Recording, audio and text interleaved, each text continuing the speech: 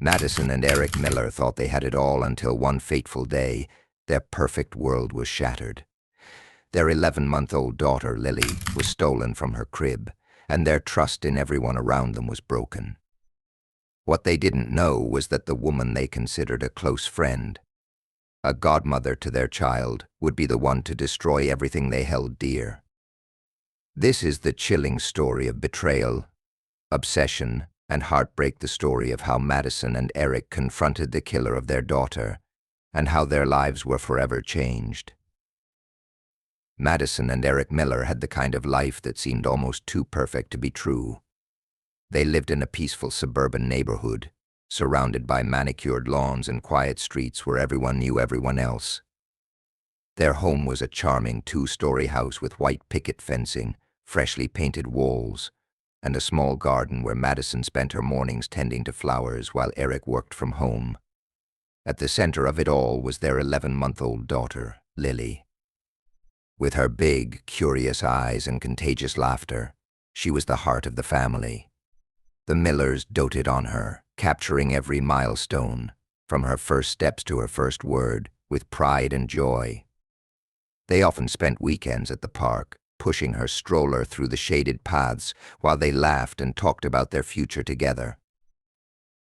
They were the kind of parents who couldn't imagine life without their little girl, and the thought of anything happening to her was a nightmare too far out of reach to even consider. But that all changed on a warm spring evening. Eric had just returned home from an afternoon meeting, expecting to find Madison preparing dinner while Lily played in her crib or on the living room floor. It was a typical evening, one that held no hint of the tragedy that was about to unfold. As Eric entered the house, something felt off. The door was slightly ajar, a detail that immediately put him on edge. He knew he had locked it before leaving, so why was it open now? His heart began to race as he called out for Madison, but there was no response. Panic surged through him as he checked each room, hoping for some explanation. When he reached Lily's nursery, his world fell apart. The crib was empty. Lily, the little girl he had spent every day cherishing and protecting, was gone. Eric's mind raced, trying to make sense of what he was seeing. He ran through the house, checking every corner, but there was no sign of her. He desperately called Madison's phone, but it went straight to voicemail. His instincts told him something was terribly wrong. Without wasting another second, Eric dialed 911, his voice trembling with fear. The operator assured him that help was on the way, but Eric couldn't calm down. His baby girl was missing. He didn't know who could have taken her, or why, but every second felt like an eternity as the search began. The police arrived quickly, and soon the entire neighborhood was buzzing with activity. Flyers with Lily's picture were handed out to every house, and volunteers combed through the streets, parks, and nearby woods. The hours passed, and as the darkness fell, the hope that Lily would be found safely began to fade. The police began questioning everyone, from neighbors to friends, trying to piece together any information that could explain what had happened. Madison finally arrived home after a frantic search of her own, only to find the house filled with officers. Her face was pale with worry as the gravity of the situation set in. But despite the frantic search efforts, there were no leads, and Lily remained missing. The Millers couldn't understand how their perfect world had been torn apart so suddenly. The home that had once felt so safe now seemed like a place where danger had crept in unnoticed. Everyone, from the police to the neighbors, seemed to be asking the same question: who would take an innocent baby from her home? No one could have predicted the shocking revelation that would come next, one that would tear the Millers' lives apart forever.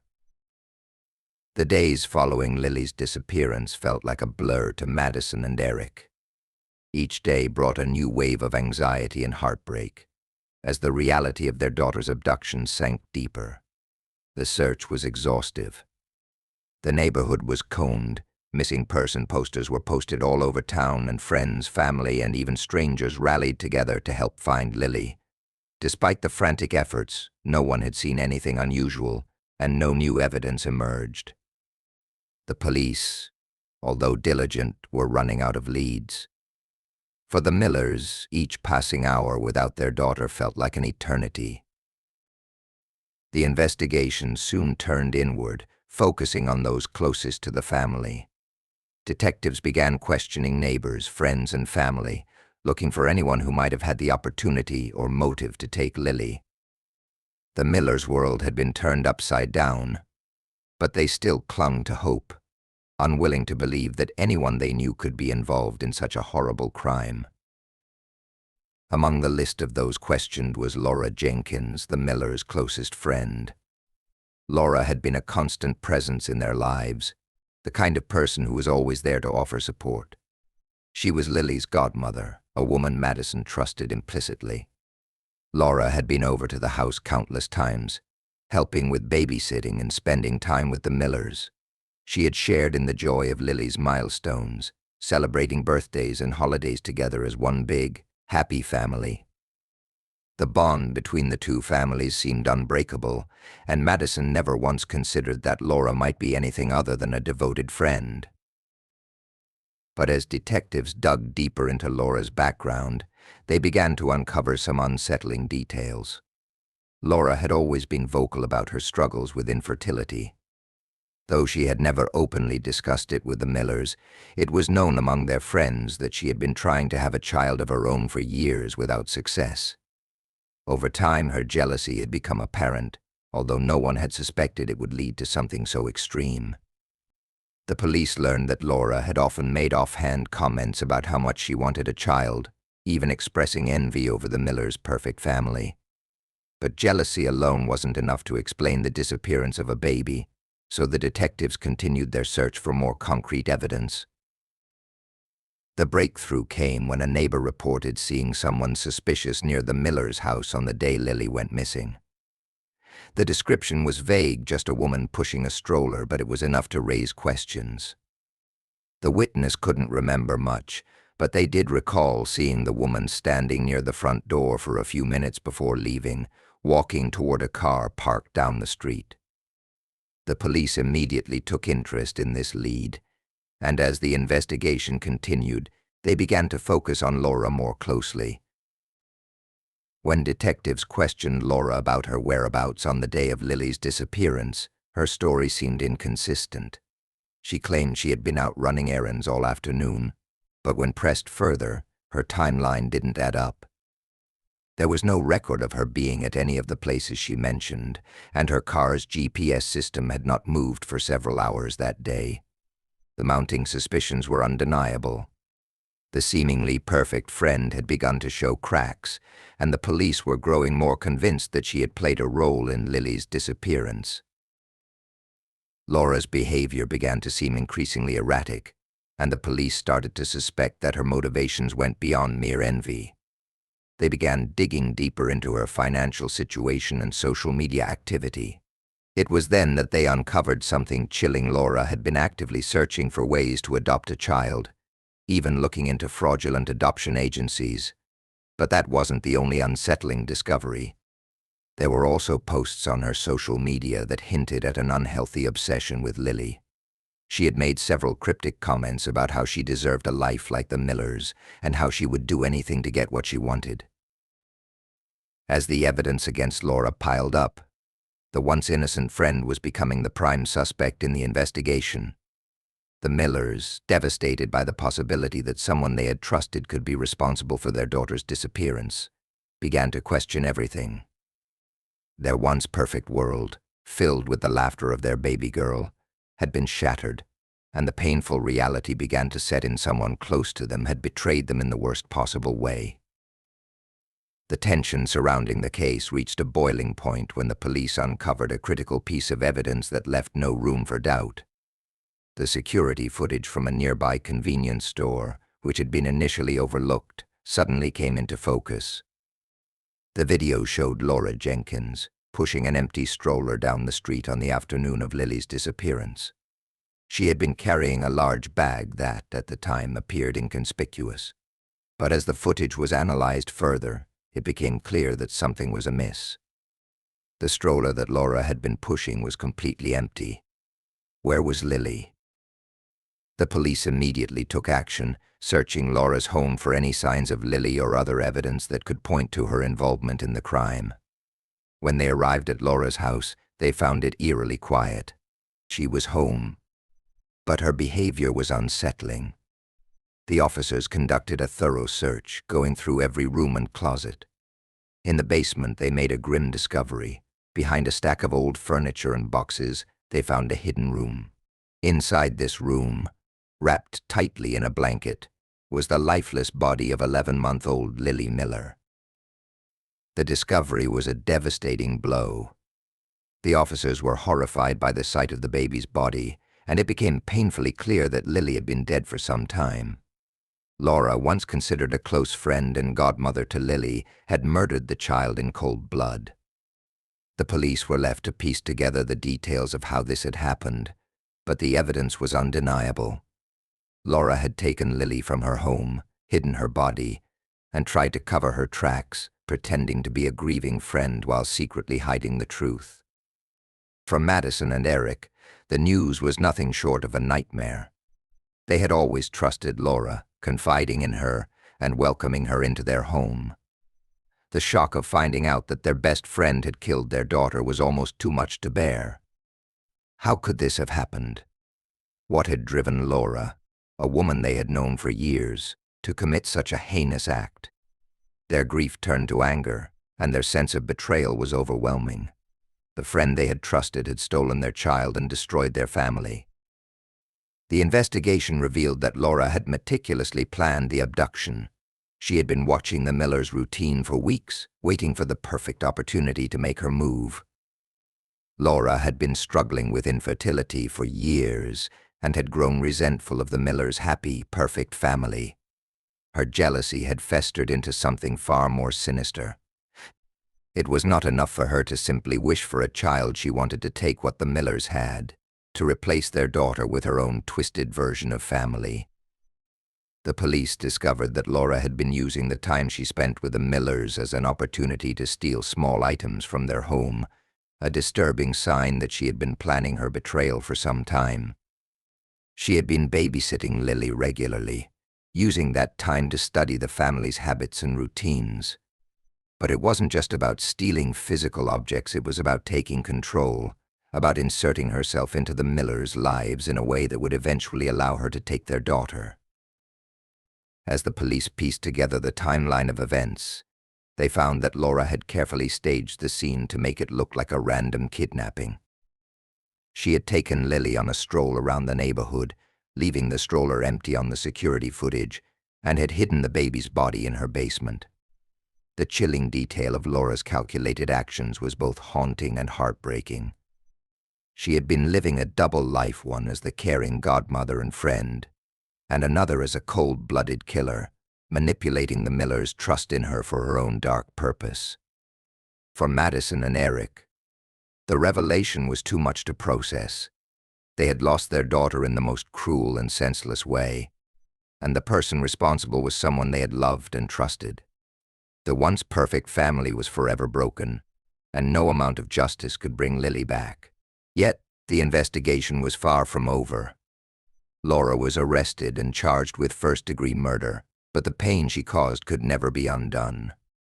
The search for answers had finally led them to the horrific truth, but the journey for the Millers was far from over.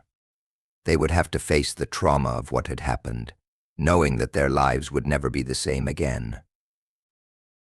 The trial of Laura Jenkins began just a few months after the discovery of Lily's body. The courtroom was filled with reporters, spectators, and family members, all eager to hear the details of the case that had shocked their community. Madison and Eric Miller sat in the front row, their faces drawn with grief and disbelief. Every day of the trial felt like a painful reminder of their loss, but they knew they had to see it through. They needed to face the woman who had destroyed their family, the woman who had once been their closest friend. As the trial unfolded, the details of Laura's crime were laid bare for the public to see. The prosecution painted a chilling picture of a woman consumed by jealousy and resentment. They argued that Laura had been unable to cope with her infertility, and that her bitterness toward the Millers' perfect life had festered into a violent obsession. The prosecution showed the jury security footage of Laura pushing the empty stroller down the street, a haunting image that made it clear she had planned the abduction and murder of Lily in cold blood. It became evident that Laura had spent weeks preparing for the moment when she would take what she believed should have been hers. Witnesses testified about Laura's behavior in the months leading up to the crime. Friends spoke about how she had often mentioned her desire for a child, how she had expressed a sense of entitlement over the Millers' family. Her jealousy, once subtle, had become more apparent as time went on. Some recalled Laura's comments about how perfect Lily was, as if her words betrayed an unhealthy longing to replace the child with her own. It was clear that Laura had been fixated on the idea of motherhood, but in a twisted way that led her to commit the ultimate betrayal. The defense, on the other hand, tried to paint a different picture of Laura. They argued that she had been under immense emotional strain due to her infertility, and that she had snapped under the pressure. They suggested that she hadn't meant to kill Lily, and that the death had been a tragic accident. But this argument fell flat as the prosecution continued to present their evidence, including the discovery of Lily's body in the basement, hidden away as if she had been nothing more than a possession to be discarded. The jury was unmoved by the defense's arguments. The truth was clear: Laura had planned Lily's death, and she had carried out the crime with disturbing precision. Madison and Eric sat through the trial, their emotions swinging between anger, sorrow, and disbelief. They had trusted Laura with their daughter. She had been a part of their family, someone they had considered a friend, a sister. To now learn that she had been the one to take their baby's life was almost impossible to comprehend. The hurt and betrayal were overwhelming, and every word spoken in the courtroom seemed to deepen the wound. But they refused to look away. They needed to face the woman who had caused them so much pain, to see her finally held accountable for the crime she had committed. When the verdict came, it was swift. The jury found Laura Jenkins guilty of first-degree murder. She was sentenced to life in prison without the possibility of parole.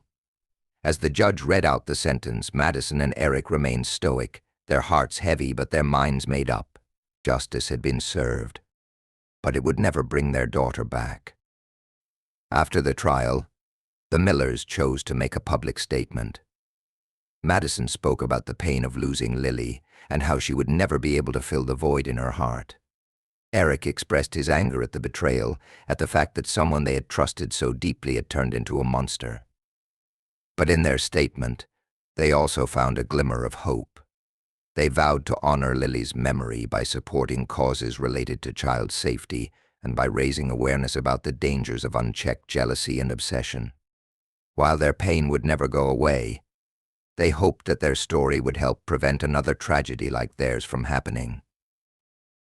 The trial had come to a close, but for the Millers, the emotional aftermath was just beginning. They would never fully recover from the loss of their daughter, but they had found a sense of closure. Laura Jenkins would serve the rest of her life in prison, and the Millers could finally begin to heal, knowing that justice had been done. However, the road ahead was long, and they would always carry the pain of losing Lily with them. Their lives would never be the same, but they would find a way to move forward, one day at a time. Months had passed since the trial, but the weight of what the Millers had endured still lingered in their lives. Madison and Eric tried to rebuild, piece by piece, but it was impossible to fill the empty space Lily had left behind. The house, once filled with her laughter and the sound of her little feet running across the floor, was now eerily quiet. The nursery, which had once been a symbol of their dreams and joy, felt like a constant reminder of what they had lost. The toys, the pictures, the little shoes scattered across the floor, everything seemed to speak to their grief in a language that was too painful to understand. Madison found herself struggling with the silence that followed Lily's death. At night, when the house was still, the memories of her daughter would flood her mind. She would lie awake, staring at the ceiling, wishing that Lily were still there. The ache in her chest was unbearable, and no matter how hard she tried to move on, the weight of her grief felt unshakable. She tried to keep busy, filling her days with work, errands, and social obligations, but there was always a sense of emptiness, as though something was missing from her very being.